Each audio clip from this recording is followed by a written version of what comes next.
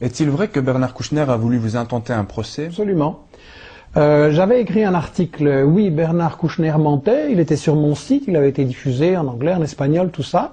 Et quand il l'a appris, il a saisi le bâtonnier de l'ordre des avocats à Bruxelles pour me menacer d'un procès.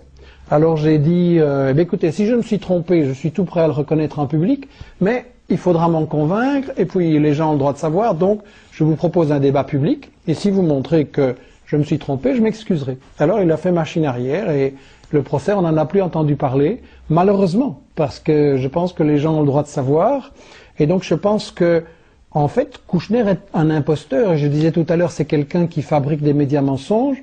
Je voudrais dire qu'en fait, cette histoire du média mensonge sur... j'avais écrit cet article parce qu'il avait parlé de camps d'extermination en Bosnie, il avait montré des photos avec des miradors d'Auschwitz derrière des barbelés, il avait inventé toute une histoire qui avait des camps d'extermination en Bosnie. Et puis, il a reconnu finalement que c'était faux, que ça avait été une invention des dirigeants de Sarajevo. Ce qui est intéressant à savoir, c'est que il a... en fait, c'est pas lui qui a inventé cette chose-là. Ça a été lancé par des organisations sionistes en 92 aux États-Unis. Et là, c'est pas moi qui le dis, c'est un journaliste de France 2 qui s'appelait Merlino, qui a été interrogé l'agence de relations publiques et de fabrication de mensonges, en fait, qui s'appelait Rudolphin, et qui a effectivement confirmé, je cite Merlino, c'est un livre qui s'appelait « Toutes les vérités yougoslaves ne sont pas bonnes à dire », et il a cité les organisations juives qui ont lancé pour le compte des États-Unis ce grand média mensonge. Il interroge le représentant de M. James Arf, le directeur de Rudolphin, et il lui dit « Mais vous n'aviez aucune preuve de ce que vous disiez sur les camps ?» Et le bonhomme répond « Non, nous n'avons pas affirmé qu'il y avait des camps de la mort en Bosnie. Nous avons fait savoir que tel journal l'affirmait. » Vous rendez-vous compte de votre énorme responsabilité, dit le journaliste français. Réponse, nous sommes des professionnels, nous avions un travail à faire et nous l'avons fait, nous ne sommes pas payés pour faire la morale. Donc là, comme dans le cas des couveuses en Irak, gros média mensonge des couveuses et la fausse interview d'une infirmière, d'une fausse infirmière, à chaque grande guerre, il y a un média mensonge qui est censé faire basculer l'opinion pour qu'elle approuve cette guerre. Kouchner, il a participé, il a fabriqué ça, donc il a une responsabilité. Le problème, c'est que ces guerres, elles ont provoqué beaucoup de victimes, beaucoup de souffrances, et non seulement il ne s'est pas excusé auprès des victimes, mais en plus, l'opinion ne le sait toujours pas. L'opinion reste dans un état de manipulation sur cette histoire-là. Voilà. Donc nous venons de parler de la Yougoslavie, nous allons maintenant partir vers l'Afrique, car c'est un sujet qui a également mobilisé beaucoup de réactions. Beaucoup de gens se posent des questions sur la position de Bernard Kouchner par rapport au Congo et au Rwanda. Les souffrances des gens du Congo ou du Rwanda, c'est pas ça qui les intéresse. Pour les intérêts, pour la France, pour les États-Unis, l'Afrique, c'est essentiellement une terre avec de grandes richesses, des grandes ressources minières, agricoles, etc. Et donc il y a une bataille entre grandes puissances, entre les États-Unis et la France surtout, pour savoir qui va contrôler ces richesses. Alors là, on joue un jeu très cynique. Quand il y a eu le génocide au Rwanda, qui est un pays stratégique pour contrôler les richesses du Congo, ben Mitterrand, le président français, a soutenu les milices Hutus qui ont commis ce génocide. Au Congo, il avait misé sur le dictateur Mobutu contre les forces de libération de Laurent Kabila et des mouvements de libération. Et donc, c'est un jeu très cynique. Vous savez, le ministre US des Affaires étrangères, Henry Kissinger, disait « Les grandes puissances n'ont pas de principes, elles n'ont que des intérêts ». Et c'est exactement confirmé là. Alors, ce qu'on a vu, c'est que la France, elle a perdu dans cette bataille du Congo. Elle cède du terrain en Afrique par rapport aux États-Unis. Alors là, tout d'un coup, on voit Kouchner qui veut renverser les alliances et qui veut se rapprocher de Kagame et du Rwanda, toujours avec l'espoir de bien placer la France dans la bataille pour les richesses de l'Afrique.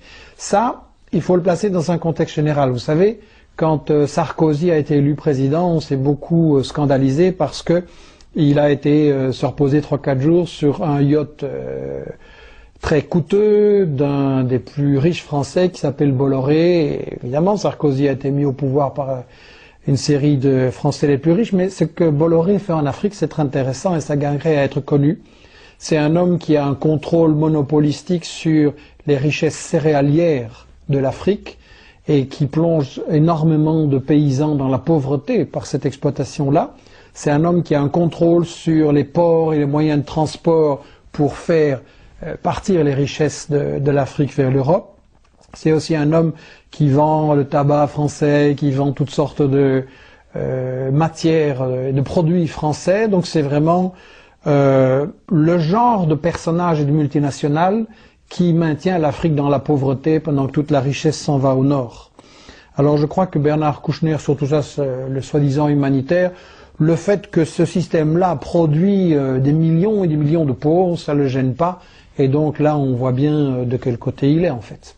Mais quand même, Kouchner est intervenu pour les plus faibles en Somalie, au Darfour. Non, je pense que Kouchner, justement, il est toujours avec les plus forts. Dans le Darfour, comme en Yougoslavie, il a crié au génocide.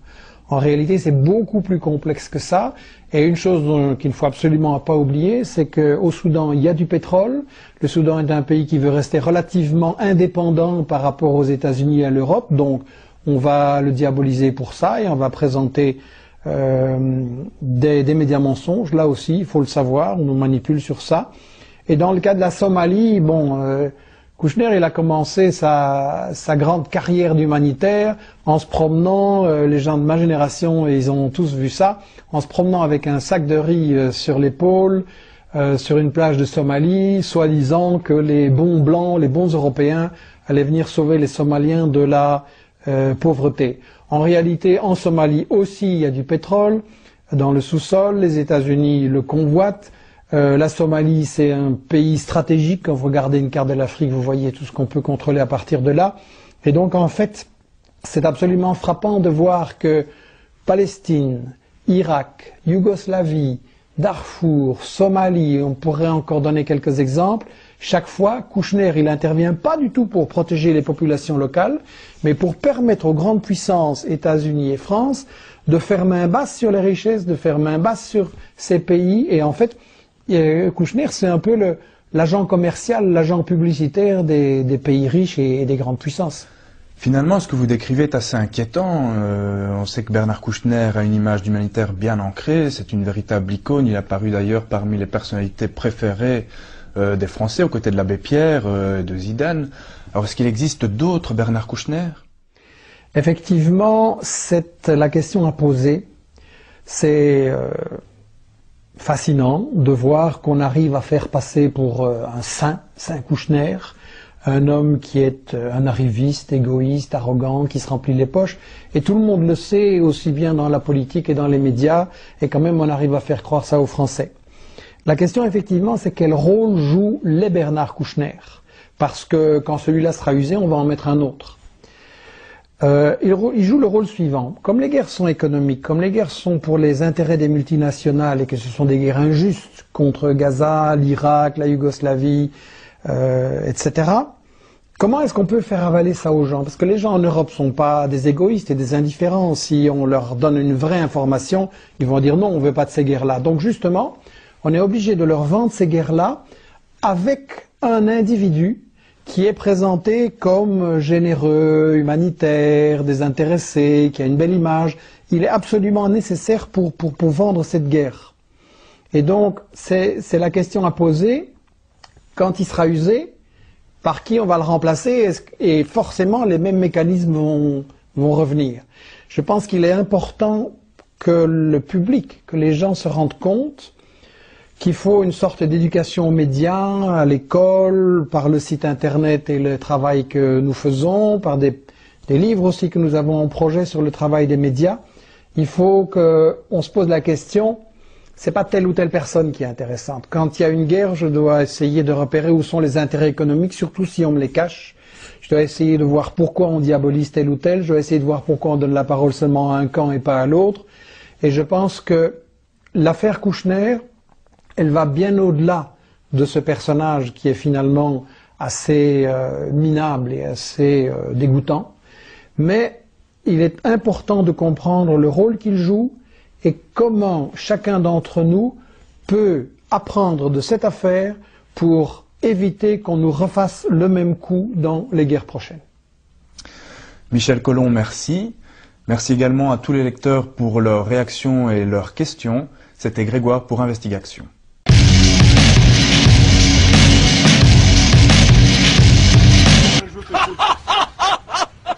La vente des organes. Mais vous êtes malade, non? J'ai une tête à vendre des organes, moi.